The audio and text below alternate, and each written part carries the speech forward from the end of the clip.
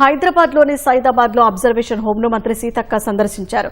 Observation హోంలో ఉండే juvenile కోసం Hyderabad public స్కూల్లో 9వ తరగతి చదువుతున్న ఆకర్షణ అనే విద్యార్థిని ఏర్పాటు చేసిన లైబ్రరీని సీతక్క ప్రారంభించారు.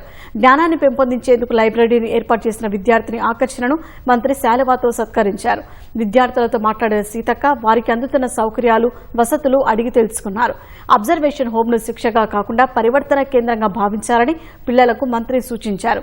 తెలిసో తెలియకో తప్పు చేసి ఉంటారని, గతాన్ని మరిచి బాధ్యత గల పౌరులుగా మారాలని తెలిపారు.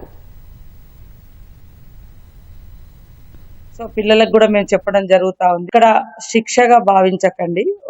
ఈ కాలాన్ని ఏదైతే పనిష్మెంట్ తో ఇక్కడికి వచ్చినటువంటి అబ్జర్వేషన్ హోమ్ లో ఉండేటువంటి పిల్లలు ఇక్కడ శిక్షణగా భావించండి. కాబట్టి అబ్జర్వేషన్ హోమ్ అనేది ఇది శిక్షించే ప్లేస్ కాదు, వారిని మంచి వ్యక్తిత్వాన్ని తీర్చిదిద్దే ప్లేస్ గా మేము మారుస్తా ఉన్నాం. దాంట్లో భాగంగానే గతంలో 50 లక్షలు పెట్టి డీ అడిక్షన్ సెంటర్ కూడా ఇక్కడ పెట్టడం జరిగింది. ఈ రోజు మరి చిన్న అమ్మాయి అయినా కూడా తను మంచి ఆలోచనతోటి ఆకర్షణ ఈ రోజు మనకు లైబ్రరీని ఇక్కడ ఏర్పాటు చేసి నన్ను రావాలి మేడం మీరు ఇక్కడికంటే నేను కూడా రావడం జరిగింది.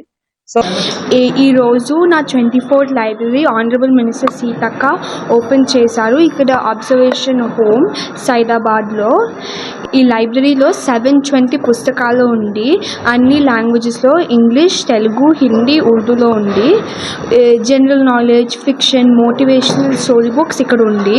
నా 25th library metro library project, prime minister will open the metro library project and I'm really happy to say that one more library to go. Most probably my 25th library will be around October or November and I'm really excited for it. Thank you.